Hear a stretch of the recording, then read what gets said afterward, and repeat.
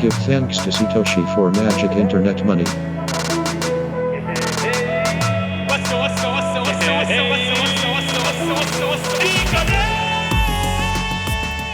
Thank you for tuning back in to the Magic Internet Money podcast. I'm Brad Mills. This is a return episode with my stand-up comedian friend Nick Beaton. Nick and I met in high school, and then we went to Toronto together, and where we studied comedy. That's right. We each got diplomas in comedy. And Nick ended up continuing his comedy career and became a professional stand-up comedian. He's a headliner for Yuck Yucks. And I ended up Googling how to make money online and becoming a Bitcoiner. So Nick has a podcast called Third Rail with Nick Beaton, where he talks about all the topical social issues and politics. And I usually listen to his podcast when I want to get a brain dump or a latest situation update on what's going on with the latest in social outrage. And I've always enjoyed listening to Nick's podcast and his comedy, so I highly recommend you guys check him out. And this podcast, if you're not into politics and Trump and the Democrats, the impeachment and all that stuff, then maybe you'll want to skip by this one, because this is a lot of topical stuff about politics and, you know, the Julian Assange case and privacy with regards to how it's been portrayed in the news lately. So Nick and I got into it here, and we had a healthy debate, a couple of jokes back and forth. And then afterwards, we went and watched the Toronto Maple Leafs play the Pittsburgh Penguins. And Nick and I are both from Nova Scotia, and Sidney Crosby plays for the Penguins. And so that was a real treat. We got to watch the Penguins play the Leafs. My wife came with us, and we got to meet Eric Lindros, which was really special. So this was a really fun episode. I'm glad I got to do this with Nick, and then also afterwards hang out with him and catch up. And probably definitely have him on the show again. If you enjoyed this episode, please I don't know, you can't like a podcast. Please subscribe to the podcast and send me a review. I really want to get more reviews because it helps the show out and helps me know you guys are enjoying it. So again, thanks a lot for listening, and hopefully you enjoy this episode. What am I going to do? All right. Yeah, Brad. And me. This is actually the Magic Internet Money podcast featuring Nick Beaton. Yeah, no. This is the Third Rail with Nick Beaton podcast featuring Brad Mills. We're also getting into a couple of beers here because we just saw Nick's favorite hockey player in real life downstairs at the hotel. Sid the kid. My dog is named Sid. And it was pretty special. Which I would never tell Sid, if I ever met him, that I named my dog after my you. dog's named after you. And want to hang out? I'm from Nova Scotia too. So that was good energy to see Sid the Kid. It was great. Round two, you were here. We talked before about Bitcoin and about Julian Assange, which actually Julian Assange was in the news, saying that Trump offered to pardon him if he covered up the fact that Russia hacked the DNC, fed it to WikiLeaks. Then he gave Trump that information. Well, that's not what he said. We're getting right into it already with the Julian Assange topic. Let's go there. Yeah, but he offered to he said Trump offered to pardon him. Well, I'm very skeptical of everything that the media reports. Yes, if you remember, Brad was here before, very skeptical of everything. Yeah, I'm a skeptic. I'm a centrist. I put more weight in what independent news people say than the mainstream news, because I feel like the mainstream news is just there to serve the establishment and sure. And stuff. There's an argument to be made where news sources such as an MSNBC, CNN is way falling into that now, Fox News. Oh yeah. But do you read Reuters or? Well, I don't really read too much of news, honestly. I just try not to read too much news. I try to just get all my information from independent people on YouTube, really. Right. I just try to soak up what there's guys from the Gray Zone. I like those guys, Aaron Mate. I don't know them. It's a good independent source of information that removes most of the... And they're journalists, though? Yeah, they're journalists. Investigation, they have sources and stuff? Yes, and they mostly report things from just trying as much as they can not to take a position, but it's hard sometimes. When you see all the manipulation and all the bending of truth that happens in the media, it's hard to report on it and be like, oh, I'm sure it was just an error why they said that Julian Assange tried to cover it up. when really from Russiagate and Ukrainegate and all this stuff that there's an agenda. This Julian Assange news just fits exactly the same with the same agenda that they've been reporting on since Trump started to run for election. What I had read, though, is he said it in court. So cover up is the key word here. The way that the media is reporting this thing that just happened with Julian Assange just makes you think that Trump offered to pardon Julian Assange if he covered up the Russia hack of the DNC emails, right? Right. That's what pretty much every media source is saying. I will admit I don't know enough about this. Well, that's what the majority of the people in the world... I find it really weird that Reuters reported on it. Oh, man, Reuters is the same as every mainstream news source right now is just trying to sell advertising. They're going to write their clickbait articles to get people to just share it on social media. Right, this was a live on Twitter. It wasn't specifically a clickbait article. But if they said the word cover up, it's not real. There's no cover up at all. Well, how do you know? Because you read the actual source of what was said in court, and you know what the actual court... Yeah. So the way it was said was, and Julian Assange has been saying from the beginning that Russia was not the source, because Wikileaks put out the leaked Clinton emails that proved a bunch of corruption was happening with the DNC, and the Clinton Foundation was corrupt, and there's all this fraud happening, but the DNC and the left doesn't want to talk about the fraud that happens with Clinton and with the DNC, like the way that they're trying to, stole the election from Bernie last year and they're trying to do it again this year. They want to deflect and say, oh, it's Russia. Trump is colluding with Russia to steal the election. So they don't want to actually talk about the issues. They don't want to present policies and platforms that would actually matter to people, like the average 99%er, right? They just want to be this fetish of anti-Trump, Russiagate, Ukrainegate, like blame everything on Russia. And that's what's continuing to happen here, because the actual thing that happened was WikiLeaks from the beginning, years ago, before the emails got released, said that Russia was not the source. It was no state actor was the source. And Assange has been saying that since the beginning. So the media reports this as if it's they created a narrative of a cover-up, which 99% of the people are not going to go look at the actual core transcripts and see the word cover-up wasn't there and realize that WikiLeaks actually has been saying that Russia's not behind these emails for 3 years. They're just going to see the word cover-up, and then people are going to retweet it, and everybody's going to think, oh, well, that's the narrative. It's a cover-up, and Trump offered to pardon him if he covered up the Russia hack. So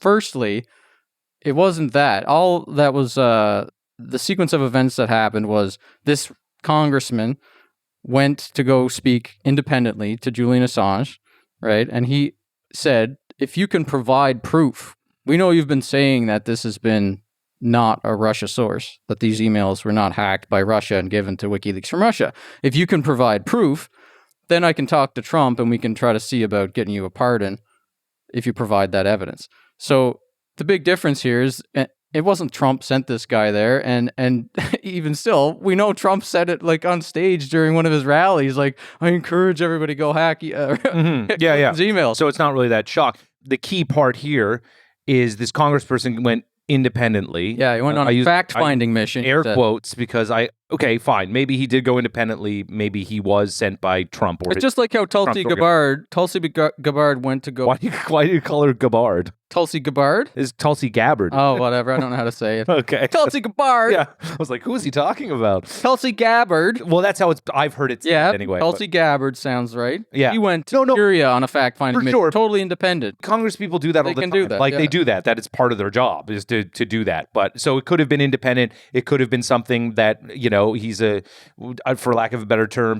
Trump shill, somebody who does sort of, knows that he will get garner favor with them. Yes. And Roger Stone. Exactly. And also, if you can provide evidence that it wasn't Russia who hacked the election or hacked the DNC, hacked the email, you're saying you were independent. If you can prove that, then we might be able to pardon you. It doesn't make me feel much better about the situation. It does make me understand, okay, cover up might not have been the right word. Oh, it's totally not the right word. It's the wrong word. That's fine. It's the wrong word. But it still is something that if they're going there going, hey, we're getting hammered with everybody saying that Russia's trying to help us out and Russia's trying to collude with everything. If you can just give us evidence that this evidence as something that we can say they weren't trying to help us out, that would be great for us, and we'll give you a pardon for that. And is it a situation where it's like, if you can provide us with real evidence, or if you can just provide us with something that says it? You know, the problem with the Trump administration or people who work on his behalf, and the reason why people, I know there's a fetishization of hating Trump, but at the same time, he is hateable, and he is for sure very dishonest. Obviously, these are not. He's a criminal. I would say he's a criminal for sure. I think he's not a respectable person. I would not, want my kid to look up to Trump and try to look at him as an example. He's so bad at lying, but no one cares. Like the whole impeachment, the whole Ukraine thing, where he basically the whole idea of the fact that he said, it was a perfect phone call. I was trying to root out corruption in the Ukraine before we gave money to them. It was about actually keeping them honest. Right. Is horseshit. And that's another thing. That's absolute horseshit. Before Obama. One second though, because I wasn't finished my point. Do you actually? Oh, you actually finish points on this podcast, Nick? Sometimes. I don't let my guests finish points. Sorry. Do you think that Trump actually cared about corruption in the Ukraine? Like, honestly, do you think that matters to him on any level whatsoever? I do, yeah. I think what has he done at all to show you that he cares about that in any of his other foreign policy? The way he's conducted himself with North Korea, the way he's conducted himself with Putin, nothing that shows me that that's what he'd want to get to the root of. What he knew is in the Ukraine, what Biden had done was not on the level, and his son were. It's like, not saying that he didn't realize that those things were bad, but he did it to hit Biden because he thought he was going to be his heaviest political rival. This actually goes back to the emails and WikiLeaks again, because the actual transcripts of the phone call with the Zelensky, they haven't released the full transcripts though. They've only released a summary. The depositions and all the interviews and all that. Right. We know what happened, right? But the media only reports on the Biden stuff, and to say that he's asking to have a quid pro quo to investigate a political opponent, which totally is inappropriate, but obviously wasn't impeachable to do something like that because... Well, it was impeachable. Because I don't think that the media reported properly on it. Actually, what Trump's first main objective with the conversation with Zelensky was to get to the truth behind the hack, the DNC hack. The thing that he said was, I can't remember the wording of the phrase or whatever, but it was like, I need you to do me a favor, right? Like that was the thing that started everything. I think he said us a favor, which the Republicans jumped on as us means the country. Whatever, like do a favor. He's asking for a favor. And the favor was to get behind to the bottom of the CrowdStrike report. Right, but CrowdStrike is viewed as being a giant conspiracy theory by intelligence agencies. In what way? What do you mean? The fact that Ukraine hacked the DNC? Is that what that CrowdStrike is? I don't know that much detail about that. Like CrowdStrike was the company that the DNC hired to analyze the hack. Oh, shit. Okay, you know what? I got confused with something else. Because, look, there were so many names being thrown around. So, no, okay, yeah. CrowdStrike was... Well, there's the Steele dossier. It was the other thing that the DNC hired this, to create this Steele dossier. And the FISA warrants. It's funny because the DNC... Trump wasn't elected at the time. The DNC hired CrowdStrike and hired, funding to get the Steele dossier, which is the thing about, like, Trump getting peed on in Russian hotels. Yeah. So, like, they did the exact same thing to him. So, I mean, him doing that to Biden, eventually, it's the same. They're doing the same thing to him. They do that. That's just how politics in the U.S. works. They're all corrupt, in my opinion. I'm not saying they're not corrupt. The difference is when you're sitting president of the United States, or even a presidential candidate, if you seek out foreign help. Yeah, that's inappropriate for sure. Well, it's written into the Constitution. That was a very big fear of the founding fathers that would happen because What is the like? They literally just because like they had the Revolutionary War to separate themselves from the monarch, and one of the big things in creating the Constitution was no foreign involvement in our elections because they don't want the monarchy to get back involved. It was at that point in time, it was just a quick fix for that or a legitimate thing. Like, we are now an independent nation, no foreign nations, wink, wink, England's gone, no loyalists to England are going to be able to use the power of the crown to influence our elections. You know, fast forward to now, and it's whatever, because the world has changed. It's anybody, and you're not allowed to do it. And well, it's funny because that's what the U.S. does through the Secret Service. I know. Look, there's intelligence agency. We can't sit here and say that they haven't hacked their own elections, they haven't changed governments. So the whole point is, once you start getting into it and pointing the finger. Well, that's the thing, though. But like, you should have a general level of skepticism about anything the CIA says, anything the NSA says, anything the FBI. Oh yeah, of course. And it's like. So to close the loop there on the Julian Assange Wikileaks thing, that Ukraine phone call initially, it was about like trying to get to the bottom of the hacks because Trump wants to be vindicated. It's his ego. He thought that it wasn't Russia that did it. This whole time, Russiagate, the Mueller investigation was everybody was trying to say that he was a Russian agent. He was saying, look, it's a witch hunt. It's not real. So he's trying to do whatever he can to vindicate himself and get the hard evidence that it was a DNC staffer. Like last time we talked about Rich Seth a little bit, or Seth Rich or whatever his name is. That might come out in the next couple of weeks, actually, because Julian Assange is finally on trial. And so allegedly there's going to be some evidence coming out that will prove that it wasn't a Russian source. It wasn't like Putin and his minions or whatever that hacked Hillary's emails and gave it to WikiLeaks. It was someone else. Apparently, there's going to be some evidence next week, so you just stay tuned for that to see. Yeah, okay. So let's stay tuned. So it makes sense that Trump's going to want to actually find that evidence. I'm definitely a no Trump guy, 100%. But I also am not one of those jump on everything he does because I find that counterproductive to the idea of getting this guy out of office, because every time you jump on the little dumb thing, you make way stronger because the supporters go, see, you missed, you got nothing. But you know what, actually, my thoughts have changed on that a little bit lately, because I used to be totally hardcore in the camp of Russiagate is helping strengthen Trump, and Ukrainegate and like the impeachment. I think the impeachment and Ukraine hurt. I think the Russia thing helped, and partially I think the Russia thing helped because I think people really just got tired of it. It went on for way too long, and when all that came out at the end was Mueller was just like, can't exonerate him, not exonerating him, but can't do anything. Yeah. We're done. See you later. I started a whole new report for the obstruction of justice thing, but I can't do anything. See you later. And I mean, the media took 2 years of everybody's time away from important issues that were happening in the world. And during that exact same time, Pelosi and Schiff and all these Democrats that are like frothing for impeachment were pushing ahead Trump's agenda. They were like, you know, oh, he's a psychopath that shouldn't have his hand on the nuclear button. Here's an extra $100 billion in your military budget.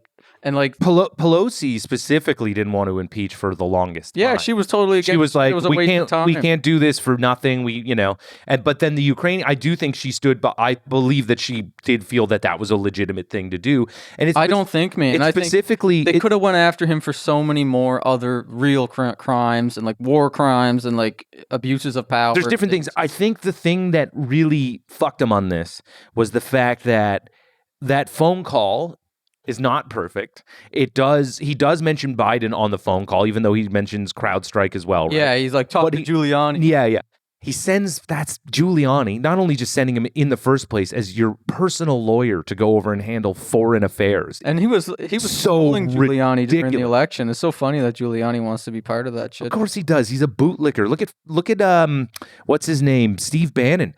The things he said about Steve Bannon, and Steve Bannon still goes on every TV show he can to talk about how perfect and great Trump is. Did Trump say bad things about Bannon? Oh, he called him a dog and just the lowest of the low. Yeah, because he got fired, right? He eventually got fired, and then he wrote a book, and he was stupid Steve's book, and like. Oh, would he say that stuff about Steve Bannon? Oh, he said a lot of stuff about Bannon. I mean, he doesn't say it as much anymore, but Bannon's just out there, just like, yes, sir, please, can I hold your ball? Bannon I see differently because Bannon was actually like a successful entrepreneur and like filmmaker. He made like tons of documentaries that actually really and Bannon's a Karl Rove. He's a Dick Cheney. He doesn't want to be the guy. He wants to benefit from helping the guy get in place, right? Yeah, I really don't know how to like peg Bannon's motivations. I don't really pay much attention. It's done a lot for his career, The only thing though about Bannon though that I will say is positively is that he's got his eyes on the China threat, which most politicians are not paying any attention to. And Trump is probably the only president that's been able to recently stand up to China. Mm-hmm. And, people hear about the mainstream news just reporting about it as if it's like a stupid trade war or whatever. But China's a big threat. Like, it's just communist government that has like... There's a lot wrong with China. Oh, yeah, there's a lot wrong with China, and nobody's been standing up to China except Bannon and Trump. But that's the only reason why I pay attention to Bannon is because he's been right about China on a lot of things. But he's not innocent there either. Like, I don't know if this is 100% confirmed, but like, he had a virtual currency game business where prisoners in China would mine World of Warcraft gold for his business. And like, when asked about it, he said like, well, they're going to do something. Might as well get them to work for me. So he was like contracting prisoners in jails in China to work for his virtual currency business. Yeah. So just back to the Zelensky situation again, quick. So they're asking about Biden, sending Giuliani over. And ultimately, I think holding up congressional money, that's why I think Pelosi was pissed, because money was allotted from Congress and they delayed it. Now they just changed it to delay instead of, withheld. You're talking about the ceiling, the debt ceiling, or something else? I'm talking about the military aid that was that was allotted aid from Congress, right? Like, right. Congress allotted it. But it wasn't stopped. It wasn't delayed, really. It was delayed. It was delayed. It was delayed for 2 weeks, and the only time that it was only released after the whistleblower, it was known that there was a guy who was coming out against it. That's why that phone call between, was it Sondland and Trump, was basically, so what do you want me to do? Tell Zelensky to do whatever he wants. No quid pro quo. Like I don't want nothing. Yeah, I don't want anything. Tell him to do the right thing. No quid pro quo. He threw in no quid pro quo because he knew that was the word that was already being used. Yeah, but still, like, if you think, like, just like with Russiagate, that there was no actual, like, he wasn't a Russian shill, he wasn't a spy for Russia or whatever. If that's the way a lot of people in the U.S. think, that was just bullshit, and that this is also bullshit, and that it's just normal. Right, presidential business. I don't. But what I'm saying is, I don't. I think that him holding up the congressional aid, military aid, to a strong ally, that is the Ukraine, against a big enemy, which is Russia, specifically to, you can say CrowdStrike, you can say he wanted to just be vindicated, fine, but he also brought Biden into it, who is a political rival. It was delayed for 2 weeks, and it was only released after he was aware that the whistleblower was out there saying that there was he asked for a quid pro quo. Right. So basically, politically, it sounds calculated. It does. But also, put yourself in his shoes. He's been attacked like nonstop on all these little issues that turned out to be not true.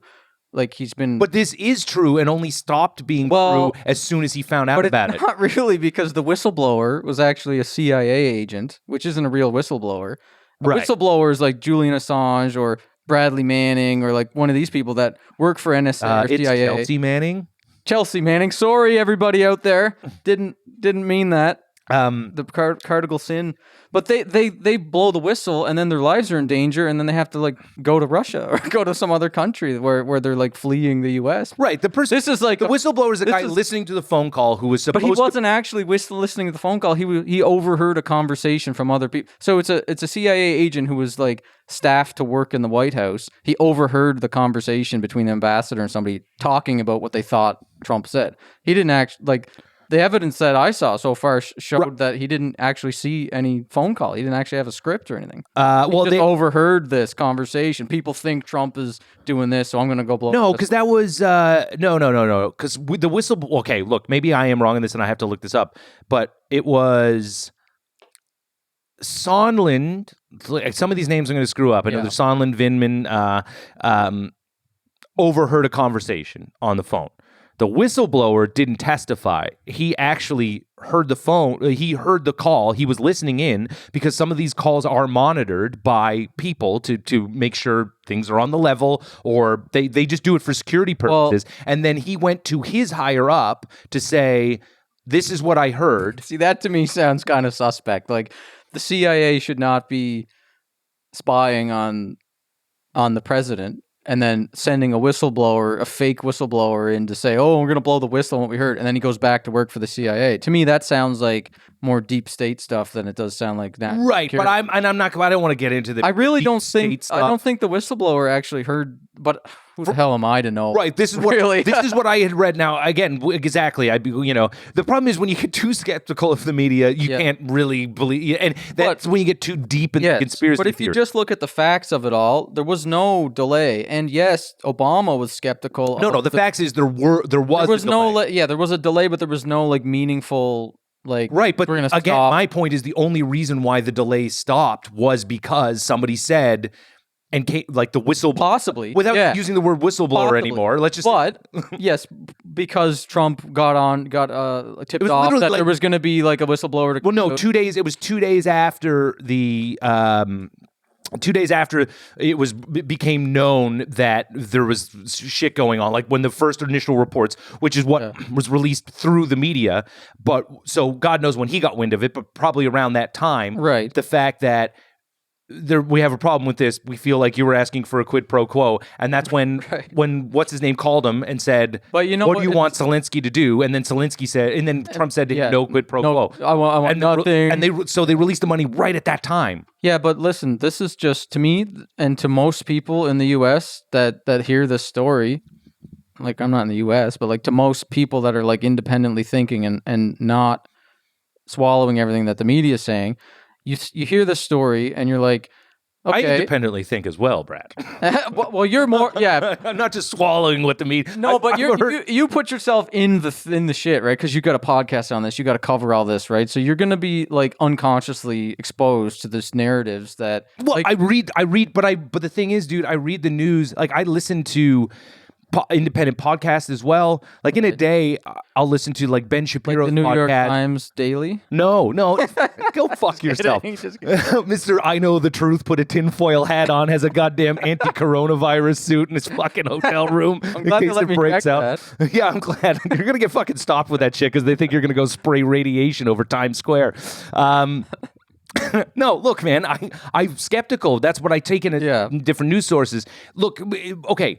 We're a little bogged down in that aspect of things. Here's my main argument for impeachment, for the fact that it's justified, and I will blame the Democrats for this right out of the gate. Is they wanted to do it too fast, and they should have taken their time, and it should have been a nice stew that they made. Because if they had gone down the route that they did with Nixon, which was demand witnesses, subpoena people, let's have a House hearing. And then he's like, no, executive privilege, you can't talk to these people. And then they go, okay, well, we'll go to the third branch of government. We'll go to the courts. All right. And then over, months and months of them fighting out in the courts were like, nope, this is an executive privilege. And then Nixon was like, got to resign then, because if they get this information, I'm fucked. Yeah, except in this case, the information is a dud. The information is because his staff refused to testify.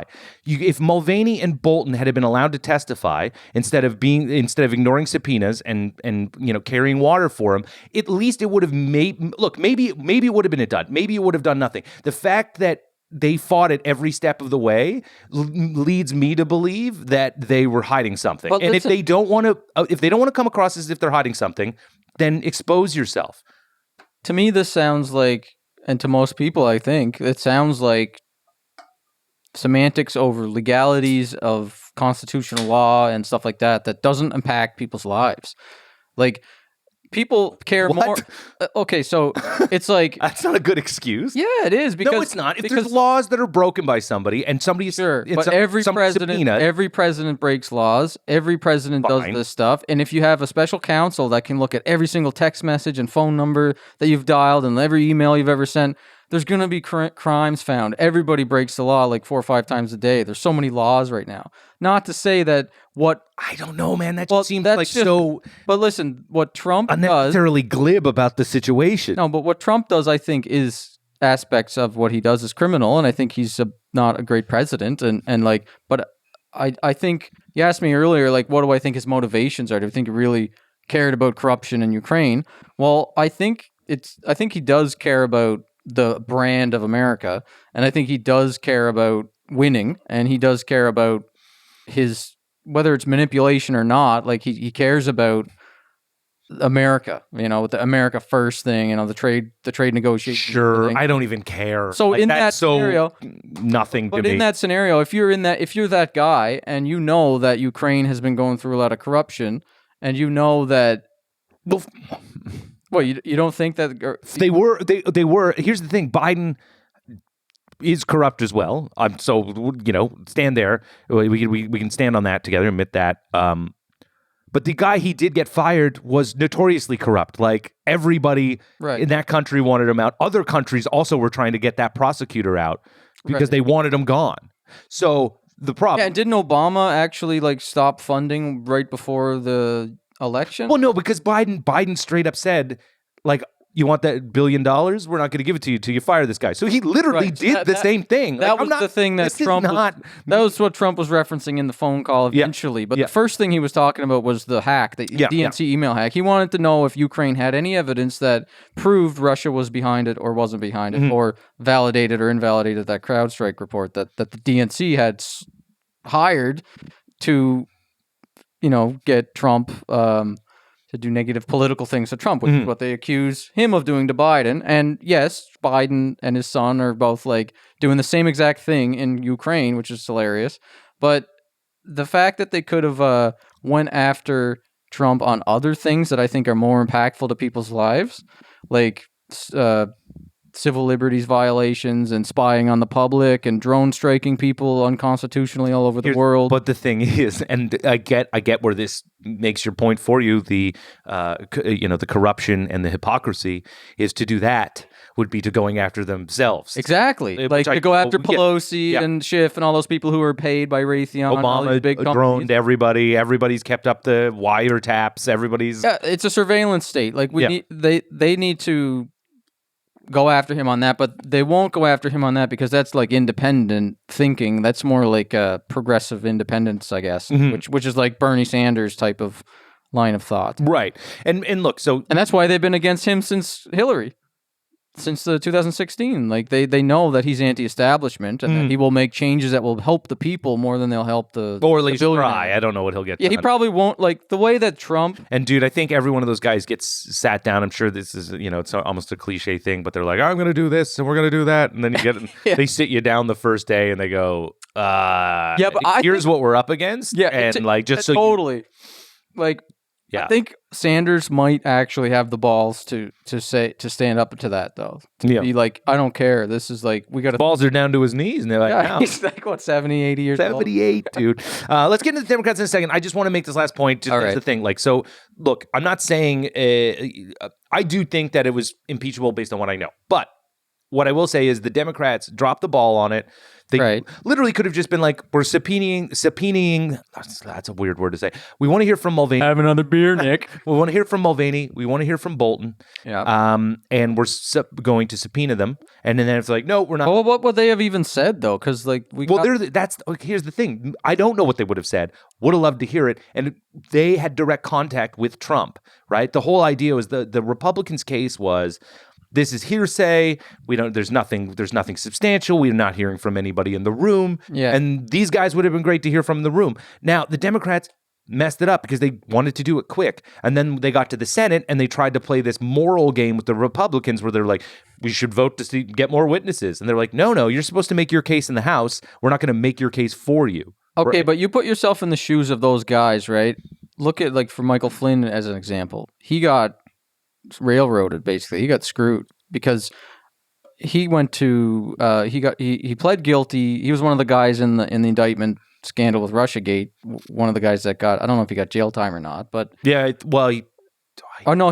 coming up to sentencing soon. He's coming up. Say him and Manafort and then but Flynn Roger Stone got 3 years and 4 months today. Did he today? Yeah. Okay. And did Trump pardon him or no? No, we're waiting. Yeah. He likely will. Yeah, we'll see. Whatever. I saw a funny tweet about everybody's saying Trump's abusing his pardon powers, but he's only pardoned 40 people or something, and all the other presidents are in the hundreds by the time they run. But here's the thing. Here's the weird thing about it, and it just shows more of his bravado than anything else.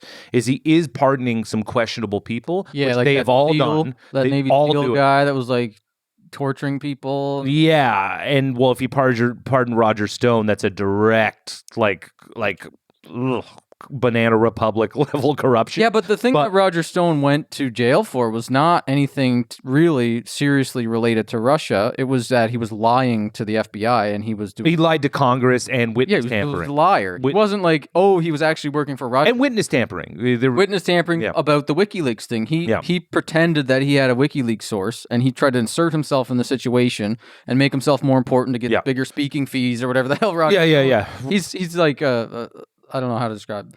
Charlatan. He's a charlatan. Yeah. That's great. So he got in trouble for lying mostly and witness tampering, and then it wasn't really he didn't even have a connection with Russia or WikiLeaks. WikiLeaks said right from the beginning, we don't know who this guy is and he doesn't have anything. Roger Stone was just a liar. So if he pardons Roger Stone, it's just like he's pardoning a friend, which is also. I don't know. Do the presidents in the past pardon their friends? Is that pardoning a friend is one thing. It's they've done it. This, because it's so directly connected to that, would look very bad. Trump doesn't care about it looking bad, though, so that's fine. The thing is, lots of people pardon people. Lots of presidents do it. They pardon also very questionable people that they shouldn't be pardoned.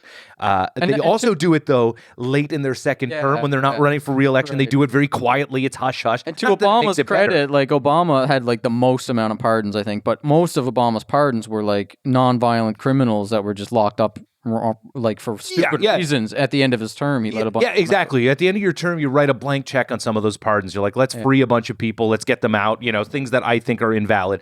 But back you're in an election year, it's insane to do it. Yeah, you don't want to do that because that's political fodder for the opposition.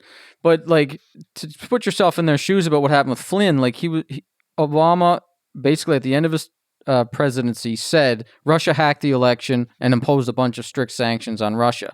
So Flynn went to the Russian ambassador and said, please don't overreact to these sanctions, basically. We got a new president coming in. We'll try to work something out. That's pretty much that story right there. That's what Flynn did. But, because it was such a serious thing to be a special counsel, whatever, he pleaded guilty. But Flynn or Mueller in his report basically said no jail time, recommends no jail time, and now Flynn is trying to officially appeal his guilty plea because it turned out there was no crime, there's no collusion, and he's just doing his job. So I can see why Bolton and these guys wouldn't want to testify because you do your job and you say something and they try to throw you in jail. It just sounds crazy. So do whatever you can to not say anything, and that if there was no crime, then you won't get in trouble if you can get away with not testifying. Right. Look, okay, so I get them trying not to. I would still like to hear from them, whether they're trying not to or not, or have reasons to try not to. But Trump fired Bolton too, because he mishandled the North Korea thing. Negotiations broke down when Bolton said publicly that, how are you going to deal with North Korea? And he said, we'll give them the Libya treatment.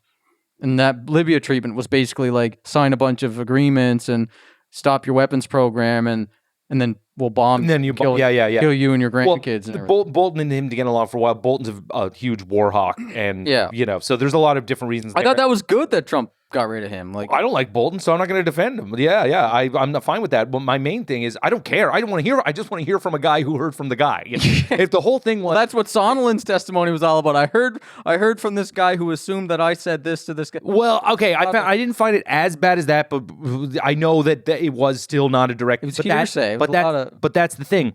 I want to hear from Bolton and Mulvaney and Pompeo. I want to hear from these guys. And if you're not going to let me hear from them because you're going to go, it's executive privilege, then I want the Democrats to go through the process of going, okay, well, we're going to fight you in court. And if the judge decides that it's executive privilege, then we don't get to see it. And if he decides, no, this isn't executive privilege, then these guys get to have to testify. Go through the legal structures that exist. There's nothing really debatable about that. No, I agree. If the Democrats dropped the ball on this. They tried to make it quick, and then in order to patch up their speedy impeachment hearing, they then put it on the Senate to go, we should vote in the Senate to see more witnesses. And they're like, no, you guys were supposed to bring the witnesses in your hearings, and then you were supposed to go to the courts to get them released, and you wanted to do it fast. I'm so lost. It's so hard to follow this stuff as is, but it just, to me, it comes back down to the base thing of this wasn't really that big of a deal. It's something that all these political people do. They're all corrupt. They're all doing this quid pro quo stuff.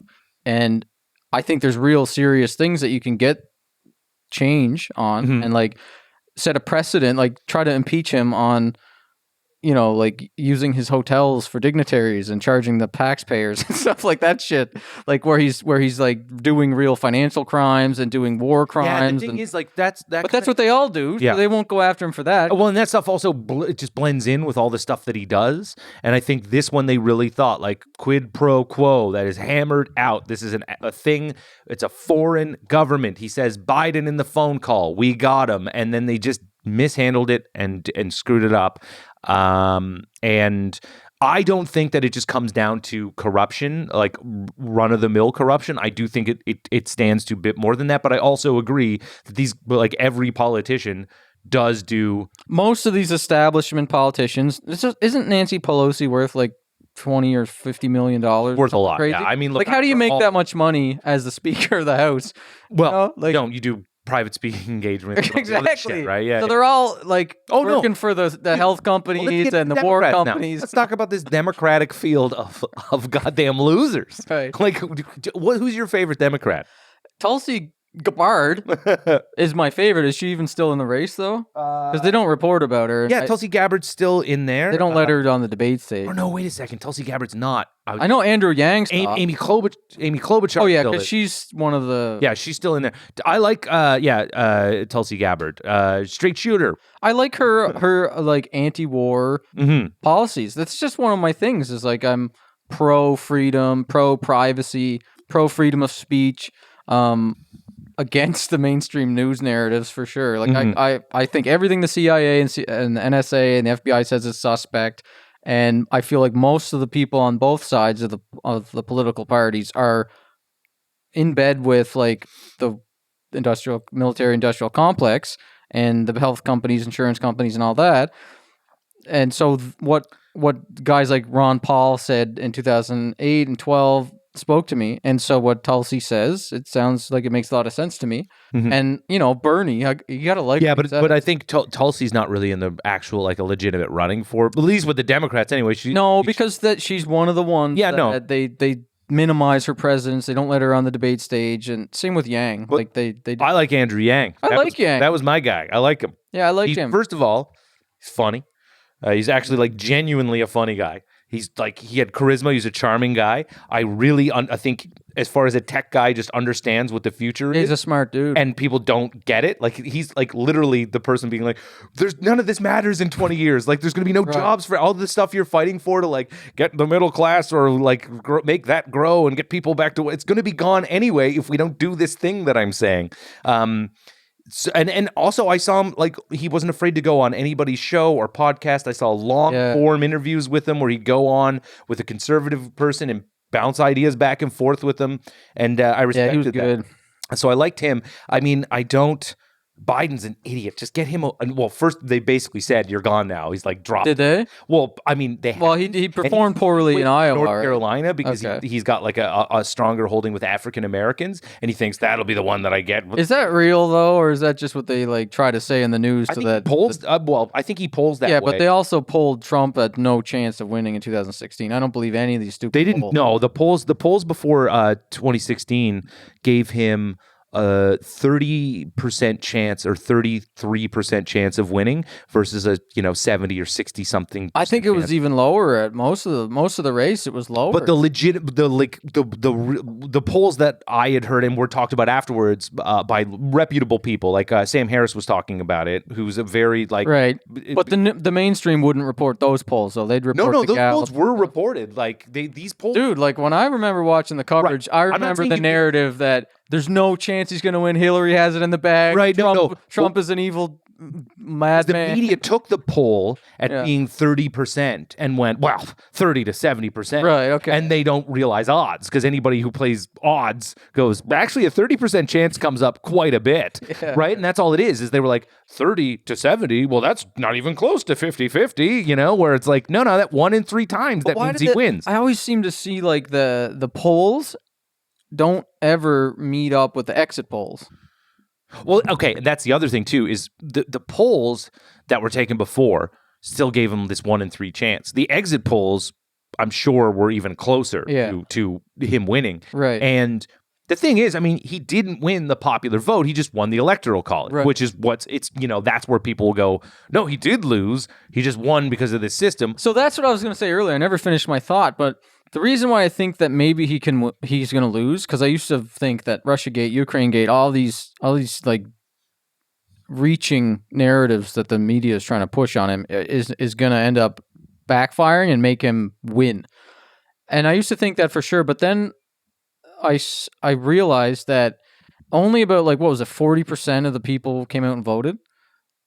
It was really small. It's always it was really small. Yeah, and it was a pretty low turnout in 2016 in general because literally so many extra people showed up for Obama. Like in 2008, a ton. 2012, slightly less, but then I think 2016 was a characteristically low year. Here's what I think. The real crime is that the mainstream news, not Russia, gave us Trump. Because the mainstream news colluded with the DNC, and it's totally in the WikiLeaks emails of they're talking with Donna Brazile and these people from CNN feeding debate questions to Hillary and all this stuff, and talking about how Sanders is not going to win, and they're going to do whatever they can to make sure he's not going to win and push Hillary and stuff. She's the most funded campaign in history, I'm pretty sure. The establishment was 100% behind him. So the narrative they pushed to everybody was Trump's not going to win. He's an insane person. There's no chance he can win. He's going to cause a global war, World War III. So Hillary's going to win, blah, blah, blah. Well, what does everybody do? They stay home because why are we going to go vote? Because Hillary's got it. It's in the bag. So most of the people that really are kind of feeling like neither of these people speak to me and Hillary's going to win anyway. It's not like Trump's going to win. It's not even close. Yeah, I'm going to stay home. There was a few people who did get out there and warn people. I know, but the mainstream. I understand. That's what everybody thought. Everybody was influenced by this narrative that Trump's got no chance. Bill Maher specifically was warning people for months, stop saying we have it in the bag. Go out and vote. He was right. Yeah, exactly. And Michael Moore as well. Michael Moore's a goddamn pinko, right? I don't know. I actually do like some Michael Moore's a commie. Yeah. I don't go that far. I actually don't mind some of his stuff, and I like some of his docs, but he's a full-throated Sanders supporter, and I'm really I don't get this love for Bernie Sanders, man. I get liking some of what he stands for because I'm definitely an anti-establishment. I like him as a guy. I like the way and that's the most meaningful thing about Sanders is he's been saying the same thing for 50 years. Yeah. And whether you agree with him or not, it's not like he's not a political... The reason why people voted for Trump was because they thought he was anti-establishment. They thought he was going to drain the swamp. And what he did actually was make the wealth gap increase. He changed policies that, sure, the economy's doing okay, but it's all a phantom value. Most people are still struggling. National debt is higher than it's ever been. Household debt is higher than it's ever been. People are in debt up to their eyeballs. They don't have savings. He hasn't really changed much for the average person, but it appears like he has, Trump. Yeah. But Sanders, on the other hand, actually has policies he wants to change. So there's whether he agrees with Andrew Yang's universal basic income, I think he likes it, but he's not that's not his platform. It's he's thinking of the average person, and Bernie's platform is give everybody everything. Give everybody lots of stuff. Is that a thing to give people? Give it to them then. That's as soon as he finds out about it, yes, everybody should have pizza on Fridays. That's the thing, man. I like the guy, but it's dude, yeah, how do you pay for this that? free? Everybody gets free post-secondary education. It's garbage. I don't even like it. It's not even that I don't think it could work, because I don't think it could work. Right. But I don't like it because it doesn't. How many people do you know, seriously know, that went to school and didn't use their school, right? And right. And changed their major a bunch of times. They could have been a doctor or whatever. Right. The amount of time they went to school, they didn't use it for anything because society tells people, go to school, just go to school, go to school. That's what you need to do. I don't want to be paying for that. I don't want other people paying for some kid to go there and not, I think that okay, I can agree with Bernie on this. Corporations need to pay their fair share of taxes. Specifically corporations. They find ways to pay nothing in taxes. Yeah. I think that rich people do pay taxes. This idea that they don't is a myth that needs to stop getting thrown out there. I don't think there's anything wrong with somebody being a billionaire inherently. I don't know why this is this weird class fight. Like, I'm not saying that billionaires couldn't do a little bit more to make themselves look nicer and do other things. But just because you are a billionaire doesn't make you inherently wrong. How did you make that $1 billion? If you made it by doing terrible things, if you're selling OxyContin and opioids, then you probably should. Or even if you found a way to lobby people so that you could dump your waste into people's water supply and that made you rich. That's a terrible thing. If you're a self-made billionaire because you created a product that the entire world uses, and you're Bill Gates, and then getting mad at Apple. It's like, dude, you can't tweet about how terrible Apple is on your iPhone. Like, stop it. You're proving the market right there. Stop this unnecessary purity test that exists now, unpassable purity test of these people putting out this level of like, you have to be this good of a human being or you are garbage, and no one can pass the test, not even the people themselves. Bernie Sanders has 3 homes. He has 3 homes. Yeah, he's a millionaire. The guy could, put your money where your mouth is. Sell 2 of your homes and actually downgrade from your nice home into a regular home. Put all that money out into affordable housing for the people that you can just help with your money. If we're talking about what these billionaires should do, then you do it first. That's why I liked Ron Paul, man. He spoke all that, and he's been saying the same thing for 40, 50 years as well, and he wasn't a millionaire. So he was the most unsuccessful congressman, I'm pretty sure, because, he lived his word, right? He was a libertarian. He just believed that that guy probably sucked at parties, right? Like, he just... He probably couldn't rub elbows, and then he's just like, I don't know. What do you think backs the dollar? Let's get into a 4-hour conversation about intrinsic value. Ron's talking about what backs the dollar. He doesn't even know how this works over here. I'd like to have that conversation with him, but I'm sure most people wouldn't. Yeah. Ron Paul tweets about Bitcoin. Of course. I'm sure he does. Yeah. Andrew Yang was a big supporter of Bitcoin. Yeah. Even Bloomberg has some... He's been talking a little bit about Bitcoin, but not too much. Well, he's old money, right? It doesn't matter to him anymore.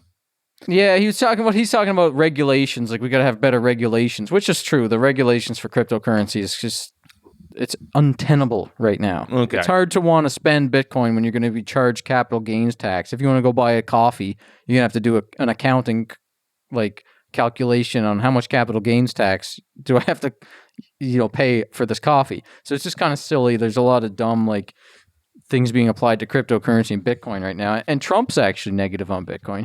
He tweeted that Bitcoin is a threat to the U.S. Well, impeach him for that, Brad. Security. Exactly. Impeach him That's for what that. I'm saying. There's so many things we can go after Trump for. Imagine that was he was against Bitcoin.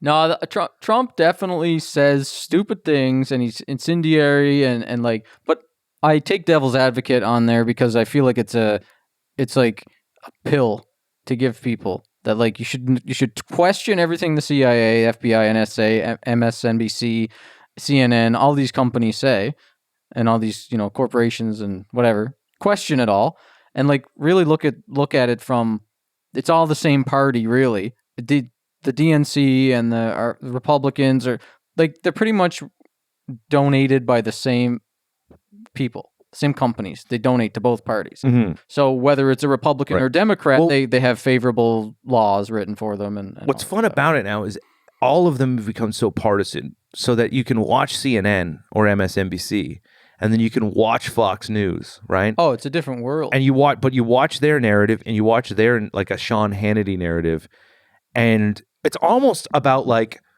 who is stretching everything to when you hear the narrative, how stretched is it to go well, that person's doing a way bigger job doing backflips. Well, that's what I saw when I saw this news yesterday come out about Assange with the cover-up. I'm like, it's not a cover-up. Assange is I honestly apologize for not reading. I should have read into, knowing that we were talking today, I should have read into it more, because what happened was it came up and I was like, oh, that's interesting, and I didn't see it, and I actually kept checking different news feeds. I was like, why is this not coming up? Well, it'll be all over the news probably in the next couple of days or all over the week. It should. You would have thought it would have been yesterday. It came up for a second. Yeah, disappeared. As far as I can tell. It's the narrative is clear. They want to build this narrative that Trump is doing illegal things, and they're going to throw Assange under the bus and say, oh, well, he must be helping Russia because Russia helped Trump get elected, so Julian Assange is bad.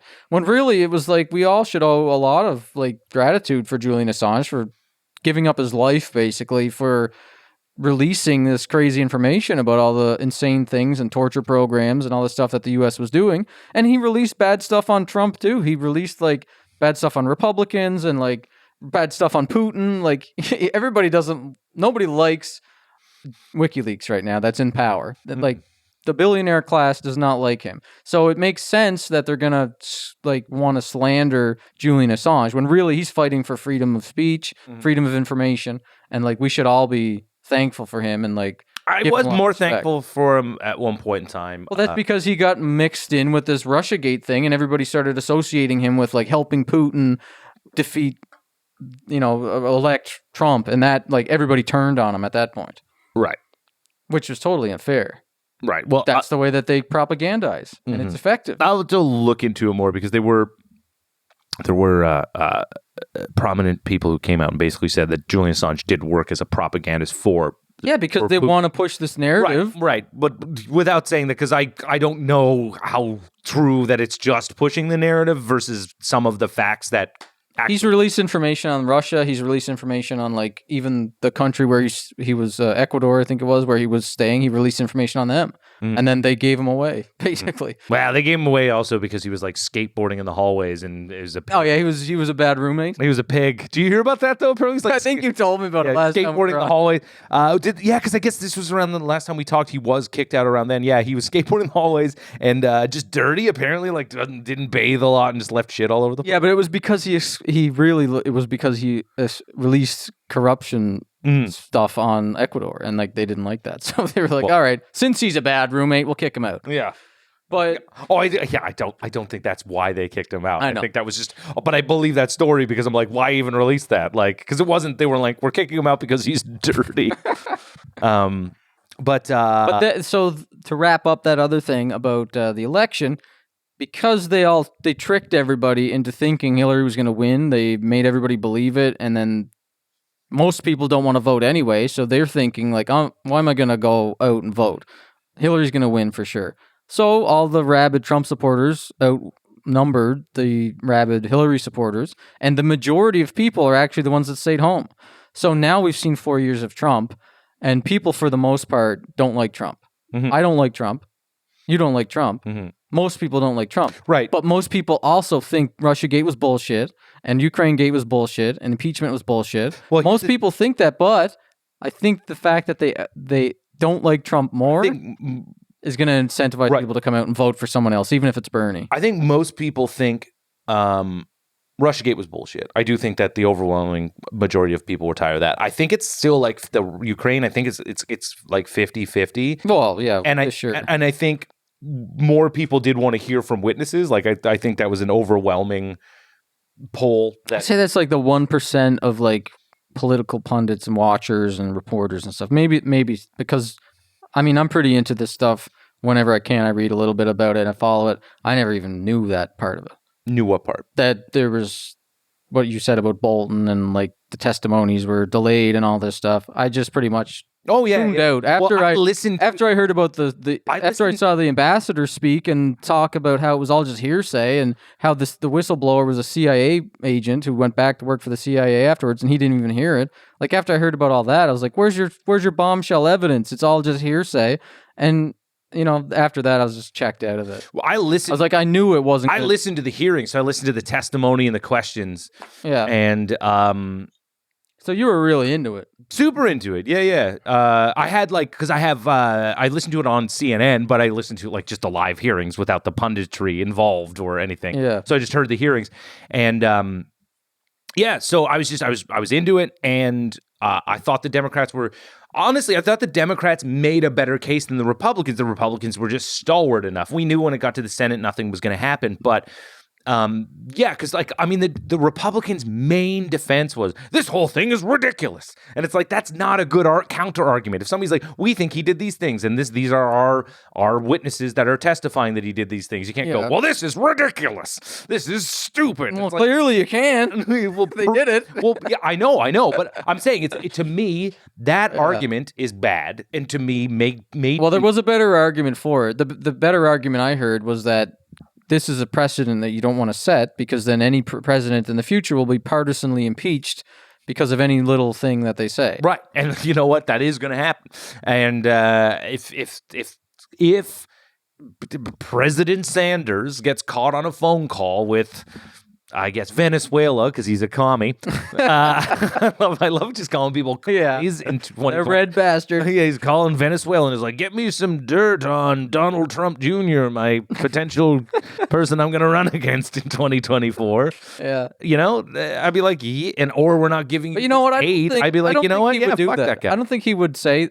I do think he's a better person than Donald Trump for sure. Yeah. I think Donald Trump is better for the general economy. Mm-hmm. But I think as a person, for sure, I'd rather see Bernie Sanders be an example to the world. You don't know how he's going to stand up, though, against, like you said, when they get in, they show them the sheets and talk about the aliens and how they're ready to attack and all this, or whatever the hell they talk about. What the first strike? Oh, God. Space Force. How many free pizzas do we give people to make that go away? Free school for everyone for strike? Is he at least, for the free university thing, is he at least trying to overhaul the education system? That's the thing, dude. It's not just let's give everybody free education. It's why is tuitions, especially in the States, is ridiculously high. Well, that's the problem. It's too high. Find a way to Same with healthcare. The healthcare costs down. are too high. Insurance costs are too high. Yeah. Banks get. It's really the problem is really the bankers. It's the elite 0.1%. It's not the 1% that's the problem. Like you're talking about people becoming self-made millionaires and billionaires. Yeah, we should aspire to that. We should be inspired by people like Elon Musk and Bill Gates and Warren Buffett. Like Bill Gates is single-handedly solving malaria and trying to solve energy independence and all these great things. We should applaud that. And he's way more efficient with his money than the government is because he made his money himself. Mm-hmm. So he knows how to value that money. The government is just spending money, creating more money and spending it and giving it to their friends. So it's we should all have those billionaires run the show, really. those wealthy billionaires that are actually good, honest people, but they don't want to be politicians. Yeah, that's why everybody, Bloomberg and the anti-Bloomberg, a billionaire thinks he can buy his way in, and I loved it because fucking Pete Buttigieg, first of all his donors are billionaires. Yeah. And he basically, this is what he said. He thinks he can just because he's a billionaire, he can just buy his way in at this point. And he didn't have to go out and campaign at all. It's like, yeah, exactly. He didn't have to go and lie to a bunch of people and take their money in order to come and do this. He's just coming in and spending his own money. Exactly. Like them or don't, the fact that is a strike against him is ridiculous. I'm self-funded, going to use my money, not going to take money from any donors, so I'm not beholden to anybody. Nobody has to write me a $5 check that could barely afford it just to fund the Buttigieg campaign, right? I'm going to do it myself. Why is that inherently bad? Yeah, that's wrong. It's so weird. But I saw you had tweeted at me and I didn't respond to it. Why everybody hates capitalism, and it's something I don't understand either.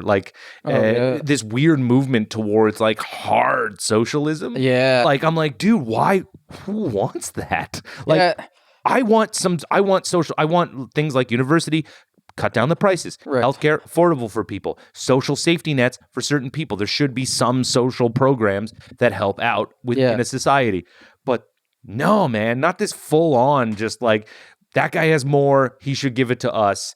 I don't know why, I just want it. You know what? That is the thing. There's this I wrote an article about it. If anybody wants to read it, you can go on my Medium page, I guess. Just Google Medium Brad Mills Capitalism is a good way to find it because I don't have a good easy access link. But the way I was thinking about it was there is definitely this trend towards hating capitalism and being very pro-socialism. And it's got to do with the mainstream news and AOC and Sanders and all these progressives that while I really like what they're saying in their message about anti-corruption and everything, they don't know really what they're talking about when it comes to the economy and making money because most of them are broke.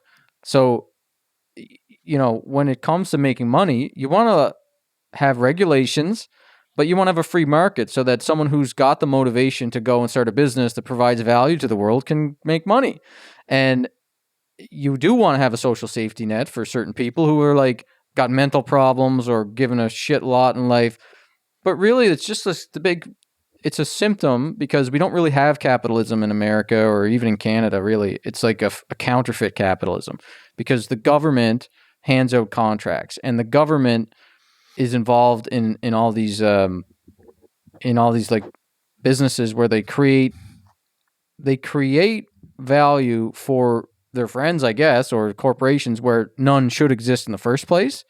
And they get lobbyists. So for a good example of that is the corn subsidies that we had here. And in Ontario, we have this subsidy for green power where they sign these contracts to these corporations where they could get like 50 cents a kilowatt hour or something for this power that it really only costs them like 3 cents a kilowatt hour to generate. And they've signed these long-term contracts for this shit. And it doesn't make any sense. It doesn't make any, like, Bill Gates would not have signed that contract. And if he did and the power cost came down to 3 cents, he would have been like, let's renegotiate that contract. So governments just don't get it. And anyways, I totally understand where people are coming from because there's a crazy wealth gap.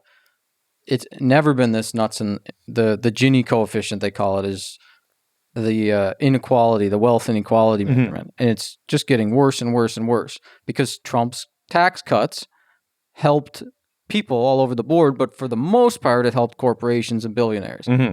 And billionaires, because they're like Bill Gates, I think that's totally fine. But billionaires, because they're like the CEO of the Federal Reserve or the JP Morgan or something. It's okay to point out the bad billionaires, but not to just be like all billionaires are bad. Yeah, and it's all lumped in. This hard push for then socialism, which is, look, man, I was in my 20s. I was a socialist. Like, I loved it. I thought it was great. You know, it was, oh, yeah, give me stuff. I haven't earned anything. Right? Like, honestly, and then you grow up, and then you get you start paying taxes, and you're like, no, I don't want to pay this many taxes. No, too much. Yeah. Too much. I want to help, but come on, guys. I like the EI check, but I don't like when I have to the EI checks.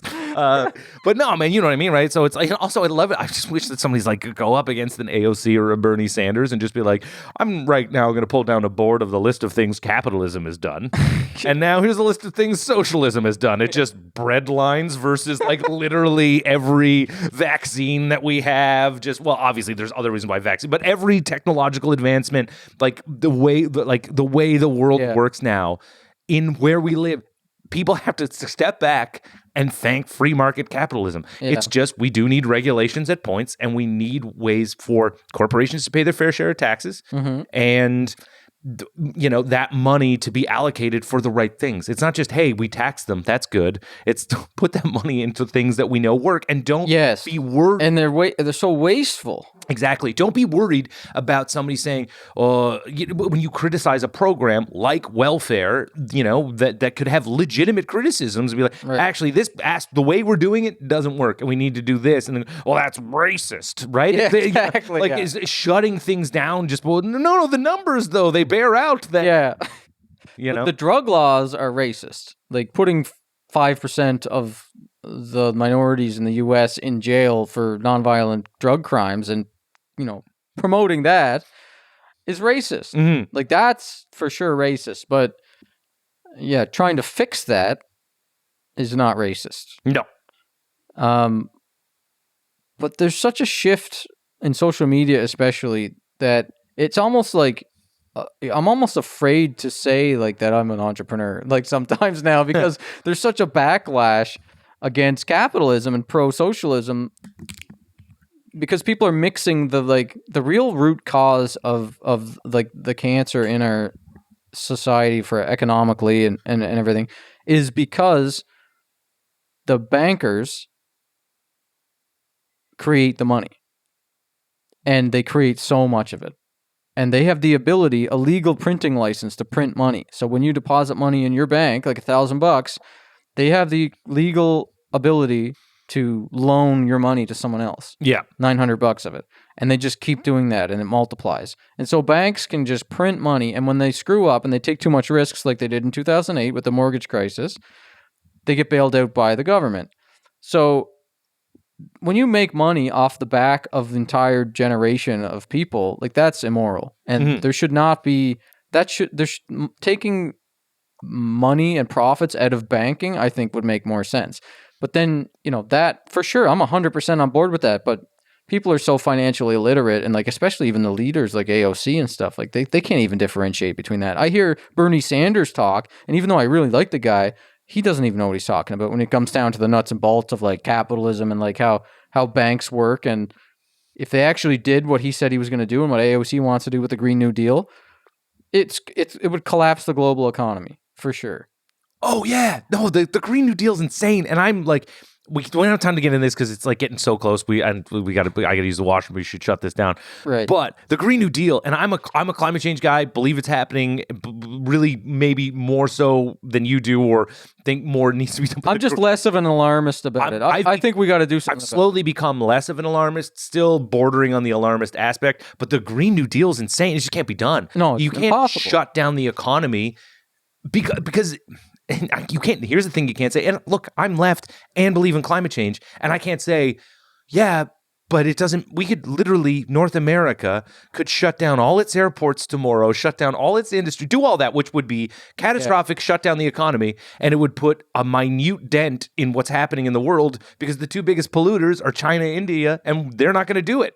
So if you can't control their emissions, then doing this over here to be like, and that's why. And it would disrupt the entire global economy. It wouldn't just change the U.S. Like the U.S. The national reserve, the reserve currency of the world is the U.S. dollar.